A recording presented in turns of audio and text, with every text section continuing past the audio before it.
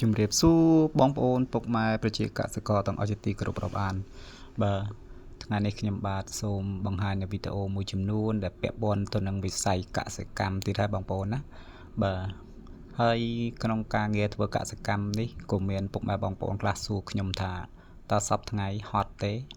បាទពុកម៉ែបងប្អូនចម្លើយយ៉ាងខ្លីបំផុតគឺហត់បងប្អូនណាហត់ណាស់មុខរបរកសិកម្មនេះគឺជាមុខរបរមួយដែលហត់ណាស់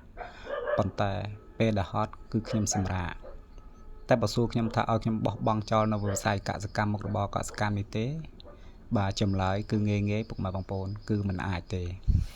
បាទដោយសារតែមុខរបរនេះគឺជាក្តីស្រមៃរបស់ខ្ញុំយូរឆ្នាំហើយពុកម៉ែបងប្អូន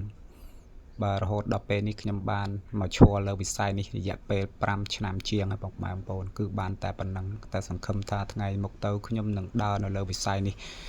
បានជោគជ័យនឹងតាមក្តីស្រមៃរបស់ខ្ញុំការងារមួយនេះពុកម៉ែបងប្អូនគឺមិនសូវជាមានអ្នកឲ្យតម្លៃទេតែសប្តាហ៍ថ្ងៃគឺខ្ញុំមានកន្លឹះមួយដែលធ្វើឲ្យខ្ញុំបានដើរមកដល់ពេលនេះគឺខ្ញុំមានសេចក្តីសង្ឃឹមគឺខ្ញុំខំប្រឹងញញឹមហើយខំប្រឹងតស៊ូទៅមុខដើម្បីឈរលើវិស័យកសិកម្មមួយនេះ